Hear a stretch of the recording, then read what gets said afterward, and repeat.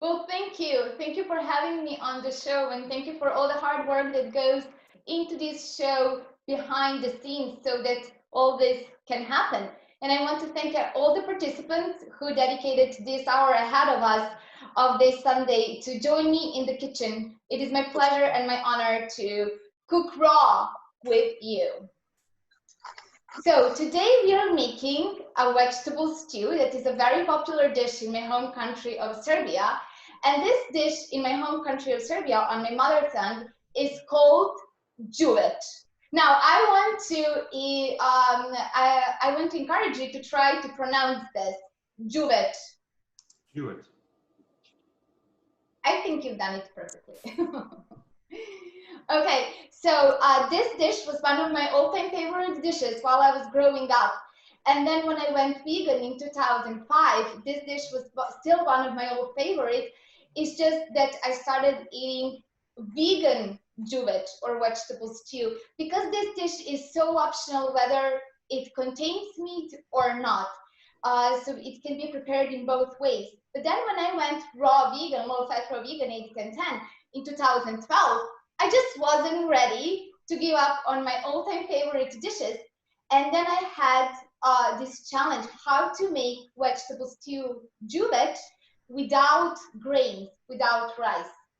At that time, I was just new to learning why grains are not the optimal food for humans. And before that, it never had occurred to me that there are so many ecological, economic, and health-wise issues and disadvantages of growing, buying, cooking, and eating grains.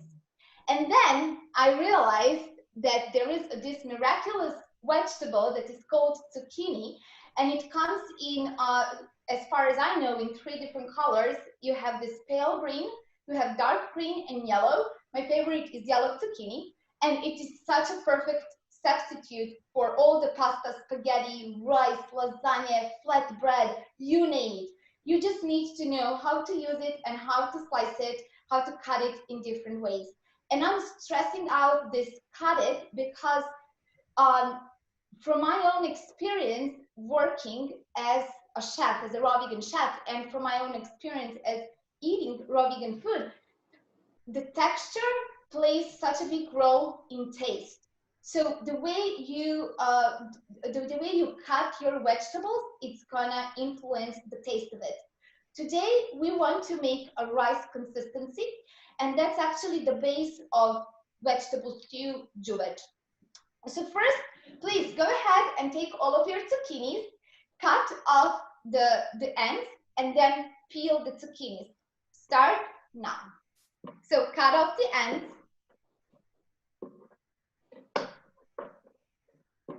Take a peeler and just peel it.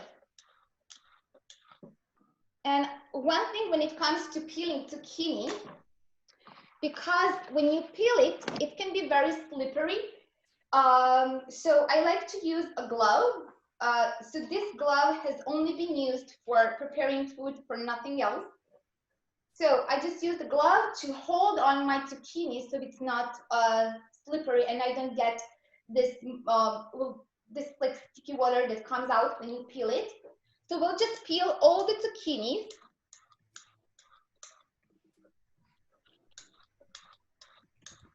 What's your favorite zucchini? Mine is yellow.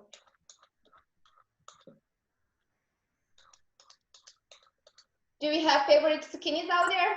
Green. I like yellow because it's kind of make your food a little bit more pasta looking. Yep. And I would just like to influence with this, people, when they think about vegetables and fruits, they usually think like, oh, banana is just a banana or zucchini is just a zucchini. No, my darling. Like there's so many different varieties of the same fruit, so many different varieties of the same vegetable. And I would like to encourage everyone to explore more how many varieties of certain fruit or vegetables you can find or name and find your favorite, because a zucchini, like no zucchini is the same. So you need to find your favorite one.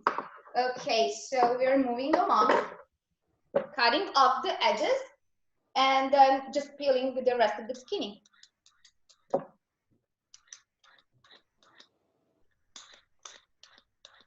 How's everyone doing? Great, your setting is beautiful. Yes. Thank you.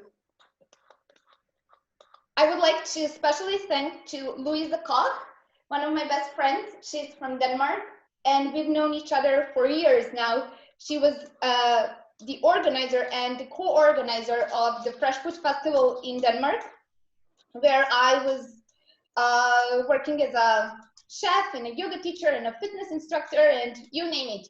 I was giving lectures, and those were really, really good times in Denmark. And she joined me on Zoom a couple of hours before this meeting, and she helped me to set up the scene. So thank you, Louise. Oh, you're welcome, Marina. It looks beautiful. Thank you.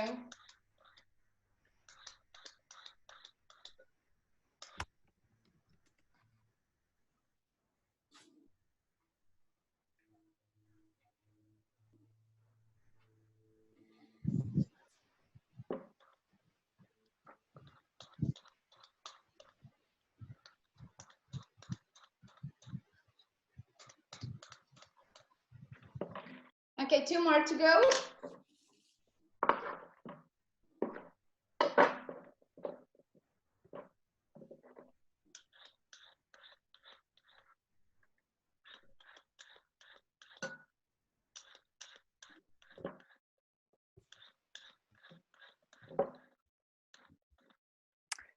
Where in the world are you, Marina?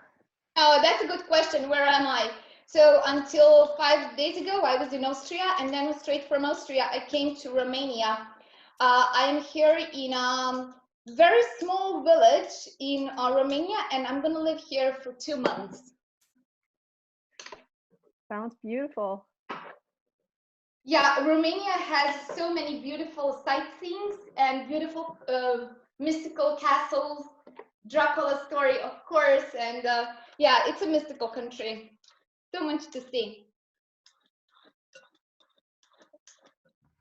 I have some dear friends for you to meet in Romania. What did you say? I have some dear friends for you to meet in Romania. Oh, nice, nice. Yeah. Because, well, I'm, but that's a surprise. Like, I have some plans for probably August in Romania. I'm bringing the 80-10-10 retreat to Romania, but that's like, I haven't told you this. Don't tell anyone, please, yet. Okay.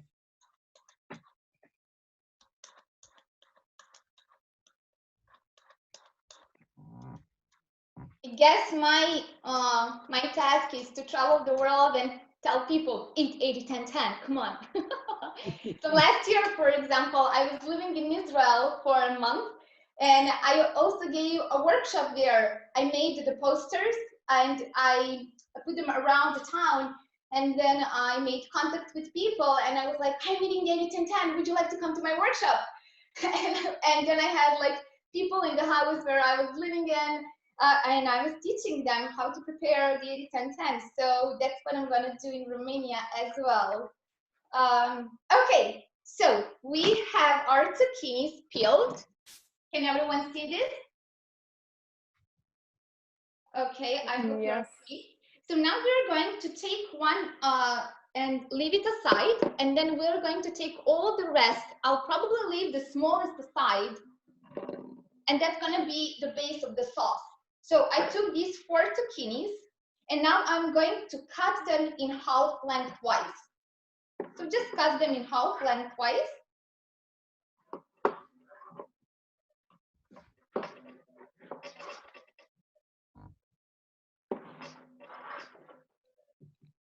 Okay. Now the next step is to actually make the rice consistency. And I have my trusty food processor here, and I'm going to show you which blade I'm using, and this is crucial. So there are different blades to use with your food processor.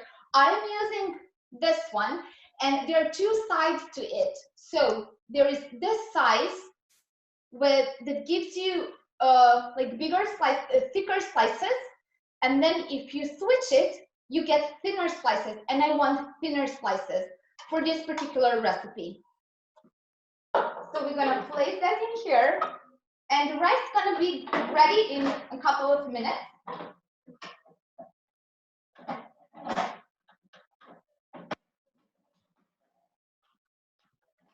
Let me just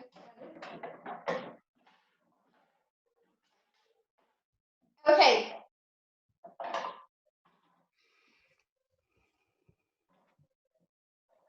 Are you ready for some noise? Let's do this.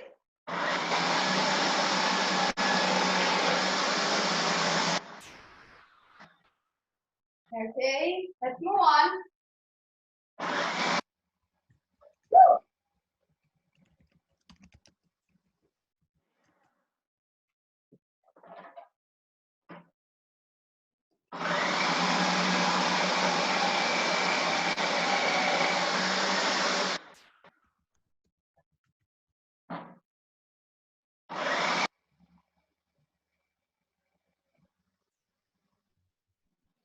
And the rice is done.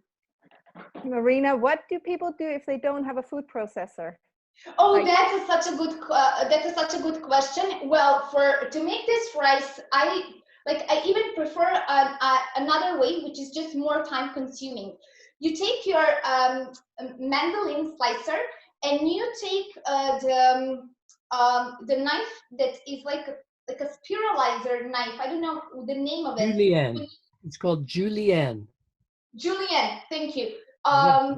And you want to make this long spaghetti. And then once when you have it, you take all of them with the hand and you slice them finely into nice rice consistency. And when it comes to consistency, I prefer that method even better, but it's just time consuming. It's just time consuming. So yeah, you don't really need this to make rice. Mandolin can be used as well. It's just this is much faster. Okay, so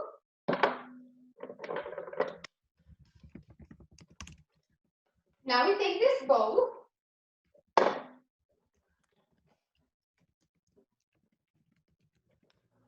and we put our zucchini right here.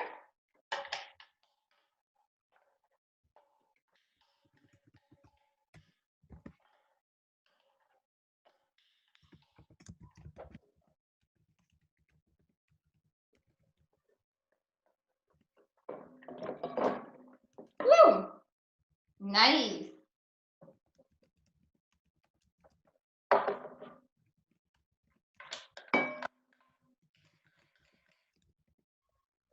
Everyone with me so far?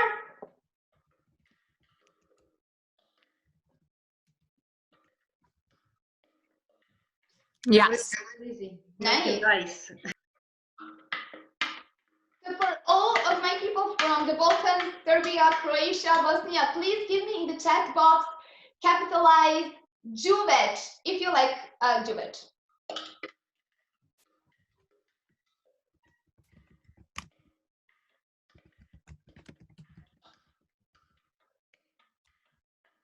Did we get any Grubic in the chat box? Let's pretend we have.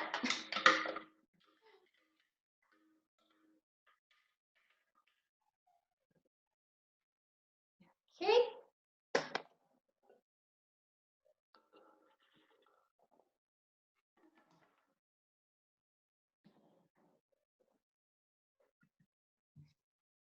Okay, so now we have the rice. Can you see it? Yes, we can see it. Yeah, it's perfect. So the Looks next good. step that I like to do is, and this is just me. So I noticed that, I don't know if anyone else does this but me. So people, usually chefs use the lemon juice in the sauce. However, somehow I find out that it softens vegetables much better if it's put on the veggies beforehand. So that's just my personal how I prepare any type of veggies. So I don't put the lemon juice in the sauce in the blender. but I just leave it on the vegetables before I add the sauce. And again, it's just my personal preference. I find that that way the lemon juice just softens the vegetable much better. And maybe Doug or someone else who has much experience in preparing raw food can relate to this or maybe correct me. Like, please go ahead. Well, no, I would always put the lemon on first. And I found out myself. The hard Nobody way. told me that. Come to culinary skills. I need to go there. I know it's September. It's Washington. Yeah, I know everything. Anyway, so when you're cutting your lemon, first what you want to do is to place the lemon on your cutting board, and then you press it with your hand, and you just like go right and forth. So that way you move the juice, so to speak, into the center of the lemon, and then you can extract more lemon from it. So now we have this beautiful lemon, and half of it just set aside, and then we're going to juice the other half.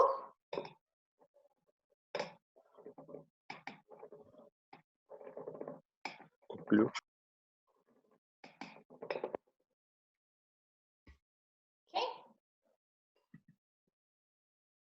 And now, before I put the lemon, I'm going to use my dried chives and place them over the quote-unquote rice. And now we're adding lemon. That's nice. And now we're just going to mix everything. This time I'm going to use this, but sometimes I just put my gloves on and then I massage everything. The lemon juice, the vegetables, just massage everything in that lemon juice and the seasoning that I choose. But this time I'm just going to mix it like this. When it comes to preparing veggies, what I find it's crucial the texture, how you marinate, how you soften the veggies, and it's just like how much love you give them, like how you treat them. Like I hope you understand. Like you just you cannot expect to have the same kind of taste if you just if the texture is not as nice, if it's not as soft, if you just don't devote some time to soften it and to prepare it in the right way. So yeah, okay. So that's done. The next thing that we are going to do is to take cherry tomatoes and just slice them nicely and add them to our zucchini rice. For cherry tomatoes, it is of prime importance that you have a very a sharp knife, and if you don't, then you can just start cutting by making a little hole with the tip of your knife, and then you use that to cut the rest.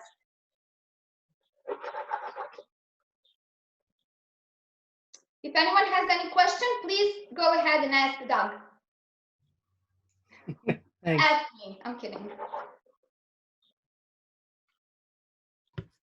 So you're cutting slices?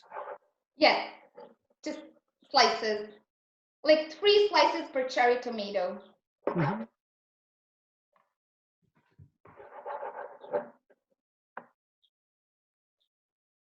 And how many tomatoes? Are you counting or are you just guessing? Oh, that's a good question. I have around 300 grams of cherry tomatoes. Okay. But thank you for reminding me. Yes, so we had initially about a kilo of 1 kilo, that's I guess like 2 pounds of zucchini. And then we left 1 zucchini for the sauce. We added chives, half of a lemon, and now we are adding 300 grams of cherry tomatoes. How much that would be in ounces? 300 grams, I guess 10 ounces, right? It's a little more than half a pound. Mm-hmm. Okay. Is everyone with me so far? Hope you are. It looks like it from what I can see.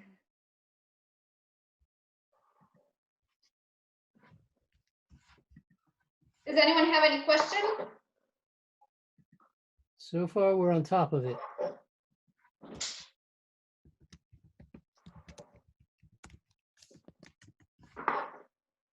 And I can see we have a few who wrote Grubic in the chat. Oh, nice, nice. Yeah.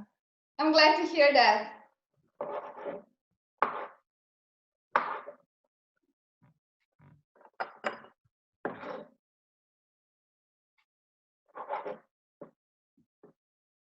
Have you made any other of your favorite dishes from before?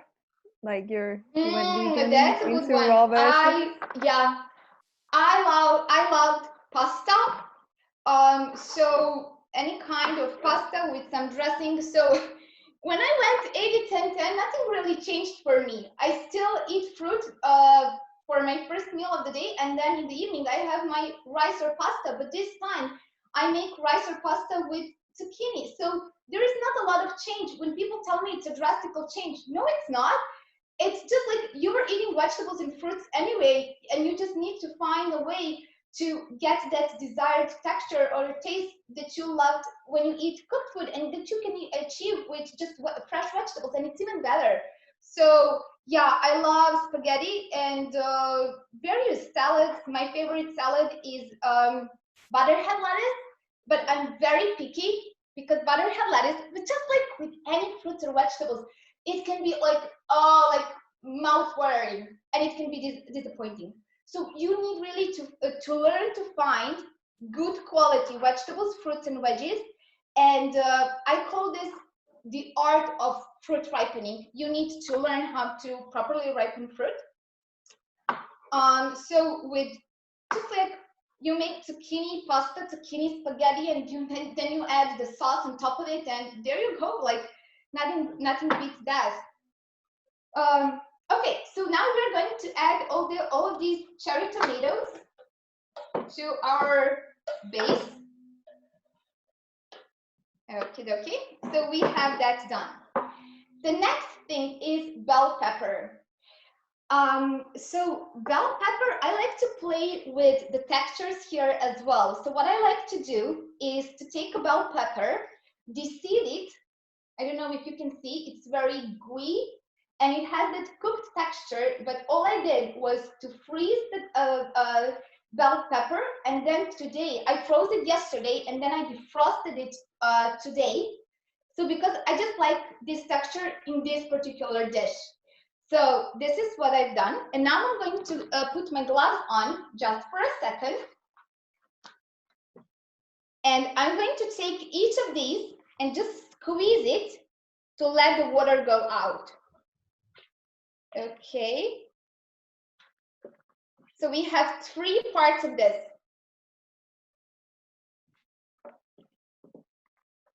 And I know I haven't written this in the ingredient list, and this is just optional. So yesterday when I was about to freeze my my bell pepper, I realized that I want to show you how you can play with different textures. With just one and the same vegetable, you can have different textures. So for example, with this bell pepper, what I did is I seeded it yesterday, and then I cut it in two parts, and I froze half of it. And then the other half, I just sliced it really, really thinly, and I let it outside in the sun to sun dry. Now we're having bell pepper, like this melting gooey texture, and this like dry, crunchy texture. And with this, I just want to inspire you and give you some ideas how you can play with different textures, and and with different textures, you can enrich your meals. So now here I am adding this sun-dried bell pepper. Okay, we have that.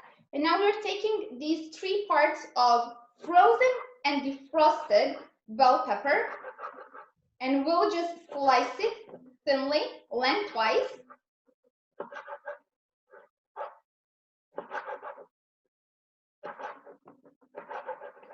And now you take all of these bell pepper slices, you turn them around, and then you slice them thinly into smaller pieces, like cubes. What you want to do when you're slicing is you want to curve your fingers so to protect them. And so you take all of these like this, and you go next to your rounded fingers with your knife, and you nicely curve all these bell pepper slices at the end. Okay. And perhaps I can take it one more time and then go like just like this diagonally.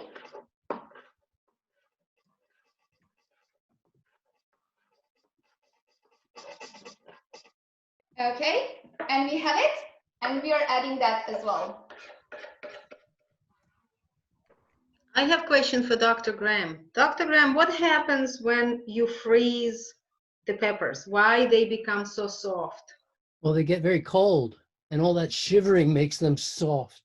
No, what happens is that the water, as you know, when you freeze water, it expands, and when the water expands in the peppers, it breaks the cell walls of the cells within the pepper, which is why Marina was able to express some of the liquid out of the pepper once it thawed, because that was the fluid that had been inside the pepper. So it's essentially red bell pepper juice. So is there nutritional advantage or disadvantage? Well, it's very much a yes and no. It's sort of all preparation creates nutritional advantage and disadvantage. In the case of the softness, it's easier to chew. The nutrients that are still within it are more easily accessible because the cell walls have burst, but you also lost a little bit. And some of the nutrients are temperature sensitive, but not that many are lost in the freezing process if it's an overnight freeze. If you leave it in your freezer for a month or two, then it's going to be in a frost-free freezer. It's going to age. It will get what we call frost burn, freezer burn, and this is because the freezer thaws in order to not accumulate frost. So does the fruit or the veggies that are in your freezer. They all warm up and cool, and warm up and cool, and that is harder on them nutritionally, which is why they lose color. All the antioxidants get burned out. I don't know if that helps. It's not what most people think. Most people tell me, oh, if my persimmon isn't ripe, I can put it in the freezer, and when I take it out, it's ripe. Or if my date isn't ripe, I can put it in the freezer, take it out, and it's ripe. And that's not true. All that happened is it softened because the cell walls burst, and that makes the sugars more accessible. But as I say, you lose a little bit of antioxidant. We're not so worried about the nutrition. We're eating a diet of fruits and vegetables. We've got nutrition. We've got nutrients to burn. Go, take it away, Marina. Oh, thank you. Thank you, yes. And I agree with the persimmon story. I read on the internet and heard from a couple of people that the way you ripen up persimmons is just to freeze them and then defrost them. But no, it just degrades their texture. And I am a huge persimmon lover, so I'm begging everyone, do not put your persimmons into cold temperature. No, they need to be on room temperature, and you need to wait. Sorry, you need to wait. Okay, so we're moving on. So here now we have this like zucchini, cherry tomatoes, chives, lemon, and bell pepper, both sun-dried and frozen and defrosted. Now, the next thing is a carrot. Personally, I don't digest carrot well, so I'm not using it. And here, I just want to point out this. Sometimes people ask me, what do I substitute, for example, a carrot with because I don't do well with carrot? And I'm like, why do you need to substitute if you don't like a particular ingredient out of 5 or 6 ingredients in the dish? just throw it out through the window. You don't need to use everything. You don't need to make a very complex meal. Instead, like I encourage people to eat as simple as possible. So having said that, I'm not going to use a carrot, but if you like carrots and you have a carrot, I'm going to give you instructions. So you take your carrot, here is my imaginary carrot, and you hold your carrot and you cut out the ends, so cut the edges of your carrot, and then take a slicer and slice your carrot. Okay? Everyone is following along? And then you take your carrot, and I suggest for this particular dish to just shred it as thinly as possible. So you can use this very inexpensive, very simple, what is it? Equipment? Part of equipment. And you use your carrot and you just shred it into your dish. Another thing that why I personally choose not to use carrot in this particular dish, even though traditionally it goes into this veggie stew, is that I don't do well with carrots first. Not that there is anything wrong with carrots, don't get me wrong, it's just that I don't digest them well. And the second is I don't do well with starch acid combination. And here we would have carrots and tomatoes, and for me that's not a good combination digestion wise. But if you don't like, if you do well with it, just be my guest and use your carrot. Okay, so now when we had that, it is time to prepare the sauce. We are taking our trusty blender.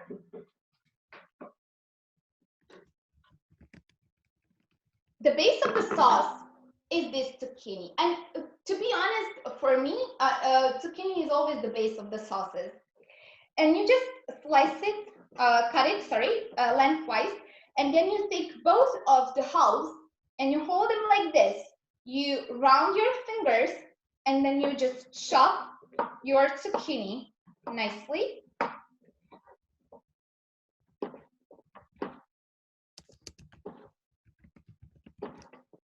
Okay, and you put everything into the blender.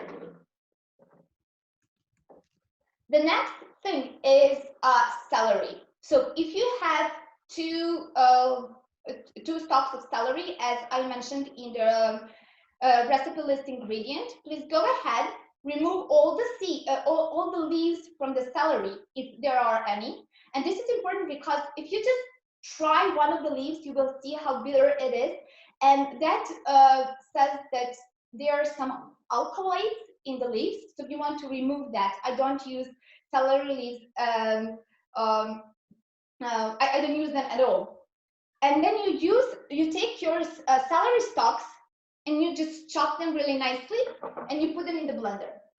The reason why I don't have celery is because when I was making I'm sorry about this, but when I was making the ingredient list, I lived in a place where celery was available, and I wasn't aware that I was moving to a place where celery is just not available. But now I'm going to show you how you can substitute the celery.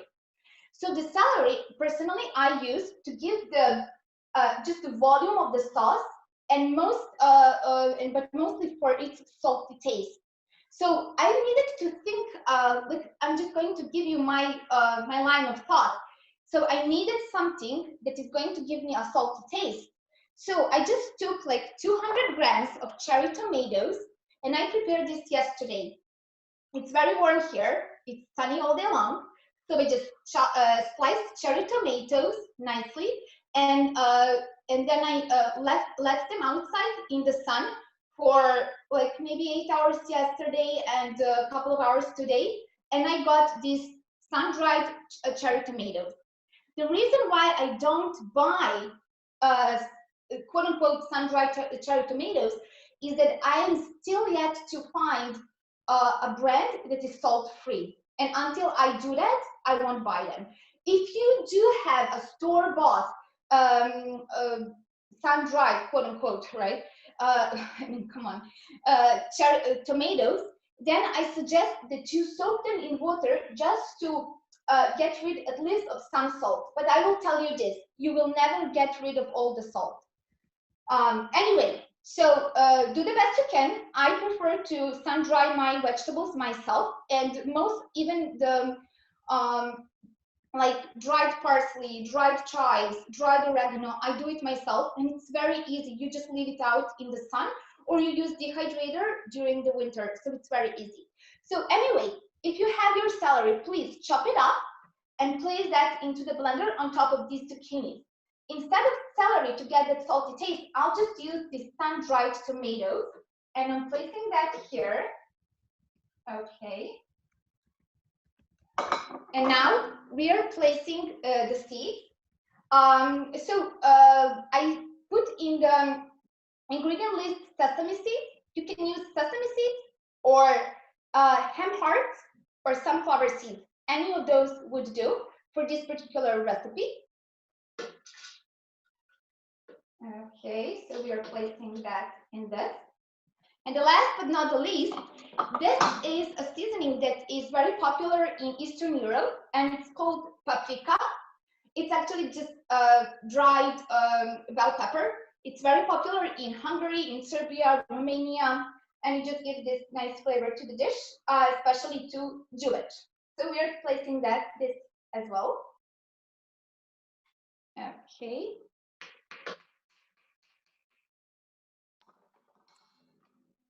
Does anyone have any question?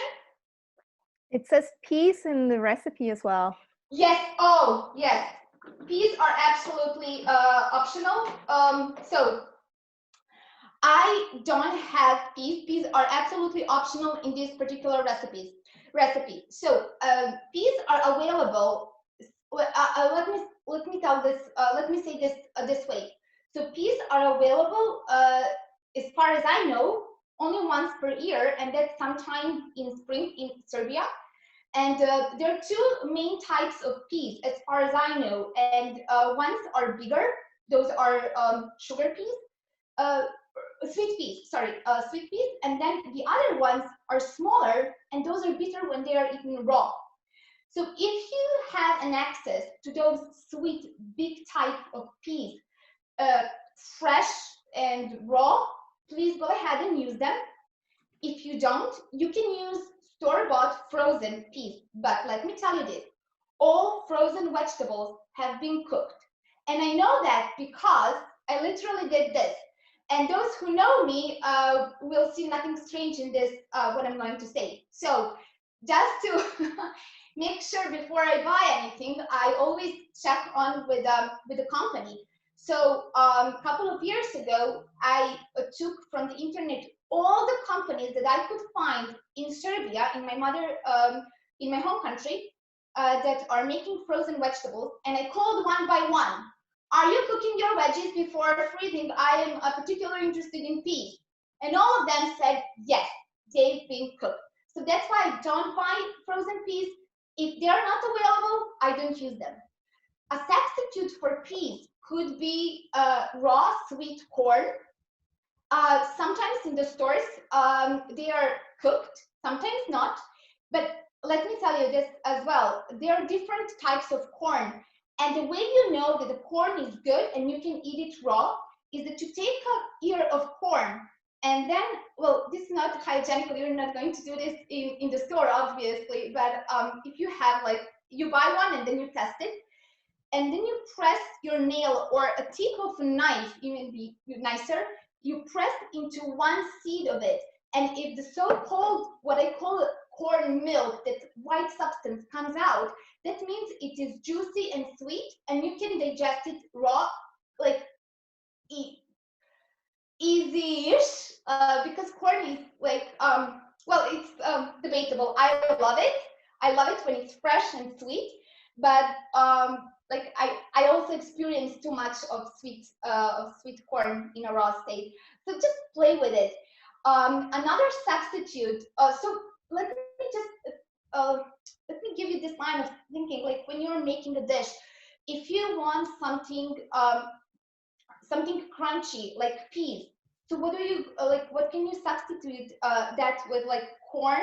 Or maybe you can take a cauliflower and just nicely shred it, just a little bit to give that crunchy flavor, crunchy texture. Another substitute that I absolutely love, but not in this dish, I love it with butternut head lettuces based salad, is pomegranate, because it gives that crunchy texture. So anyway, even the original recipe of this particular dish is might call for peas, and they are absolutely optional. So if you have sweet, raw, fresh peas, go ahead and put them in there. If you don't, just skip them. So they're not gonna blend the peas. They're gonna put no, them in no, no, whole. no, no blending the peas. No, no, no, no, no. No, they go here. They give that crunchy texture. Okay.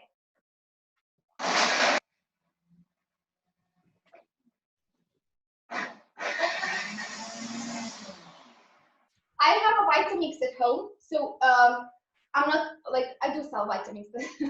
No, I'm not. I don't want to like make the commercial for Vitamix, but I just want to notice that I use no additional water when I'm blending with Vitamix. I just blend the veggies as they are, and I get the perfect thick sauce. With some not so powerful blenders, you might need to add some water just to get it going.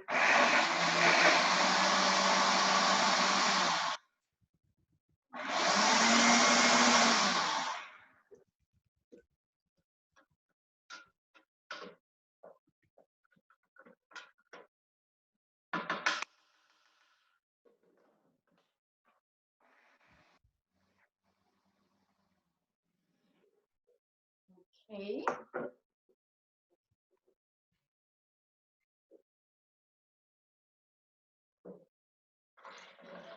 Oh, this was too much, I think.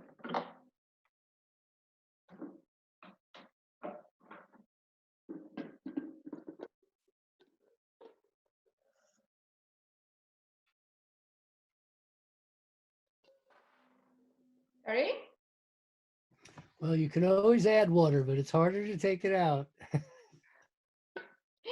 And this is not the first time I'm learning this lesson, trust me. I've learned so many times, and it's like the first lesson that you learn when you're blending something.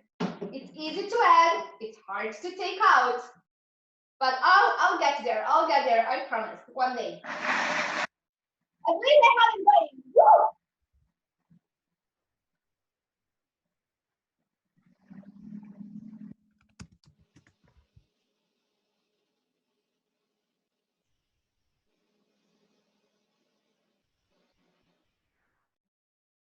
Okay. And now we have this beautiful sauce. I hope you can see it.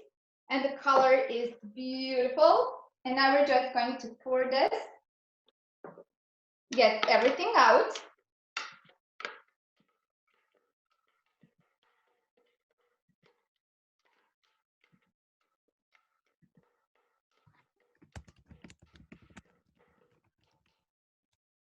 We're almost done.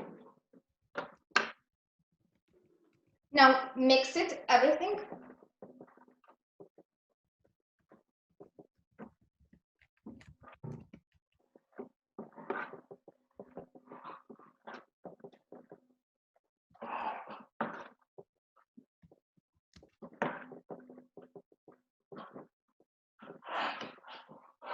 Was this your favorite raw dish, or do you have any other ones that are like your Oh, really that's a good favorite? question.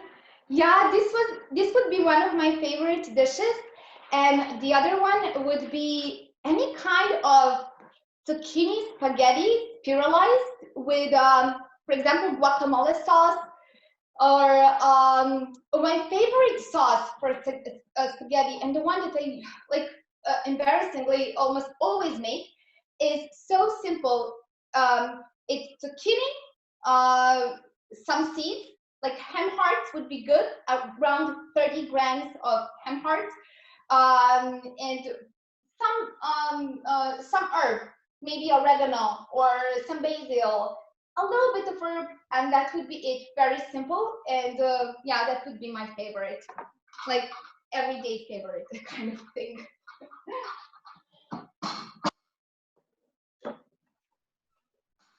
Marina, we're always ready, right? Dinner Yeah, is ready, on almost, time. She's running on almost. time. Just give me a couple Doing a of minutes. beautiful job. Perfect. We have about 10 minutes left. That's great. Okay, and now you take a nice plate. I'm taking this one.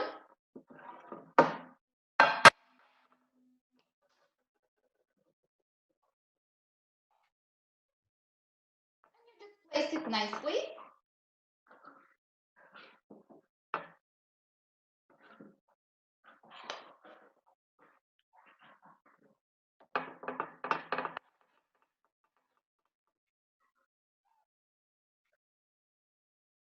How's everyone doing? We're going to see in just a moment. It's looking so so looking delicious. forward. Wow, the colors are beautiful. Well, nothing can beat the colors of fruits and veggies.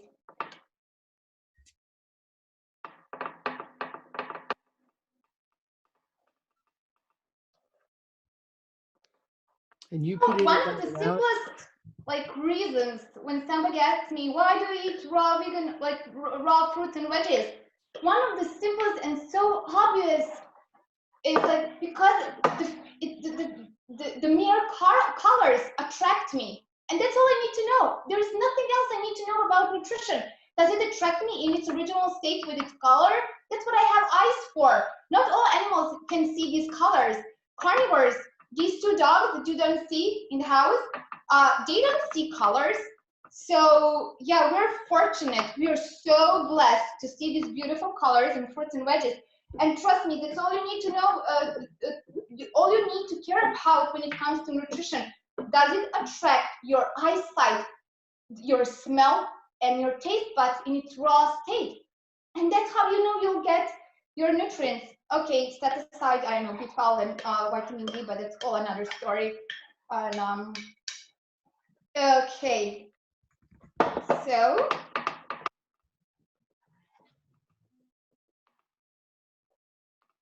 now let me give you another tip. So this dish, Grubic, can be made just by cooking, or sometimes it can be baked. So what you want to do, if you want to have that baked touch to it, and we are so blessed with sunlight, so you take this and you'll let it out, put it out, sit in the sunlight for a couple of hours, and then you will get that a little bit crunchy, dehydrated texture to it, but just on the surface. Usually it depends on how many hours you're dehydrating it, or if you live somewhere where it's not warm at the moment, you can just use your dehydrator, and you can get that dehydrated touch if you want that. Marina. So anyway, Marina. Excuse me? Marina, hi. For people who haven't, they're relatively new. Some of us have been here for 15, 20 years and eating raw food a long time, but we have plenty of newcomers as well. What you put on that plate, how many people would you say that serves? Okay, that's a good question. It really depends who is eating. Okay, I'll tell you this way. This is it's a serving for me, but whenever I serve myself, everyone asks me, how many people are going to eat that? And I'm like, okay. How many people do you see here? So that's a meal for you. So that's this is a portion for me. And it has about an ounce or 30 grams of sesame seed. Yes. Okay. Yes. So everybody knows, we're not shunning fats. There's certainly an ounce of fat in there. If you wanted to put 2 ounces, that would be okay. For sure. Okay. It looks gorgeous. Thank you. Perhaps And then you want to add what some of the other people have put together at this point. If anybody's willing to share with us and show us what they made, I would love to see. And hopefully people will send in photographs so that we can share with each other and everybody makes things that come out just a little bit different, and it's nice to see what different people do. Yes, I have mine. Nice. If you can guys see it.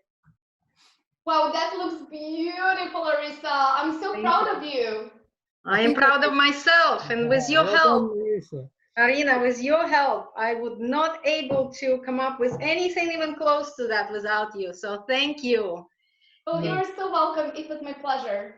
I Yes, think, Marina, that when you were in Costa Rica with me in 2012, we made you stew way back then, and you mentioned that it was so much like what you eat at home that you were so thrilled to see a raw stew as possible. So you've just presented it beautifully, and the thing I liked the most about this was that you offered so many different options for people. So it could end up being 6 or 8 different varieties of the same dish.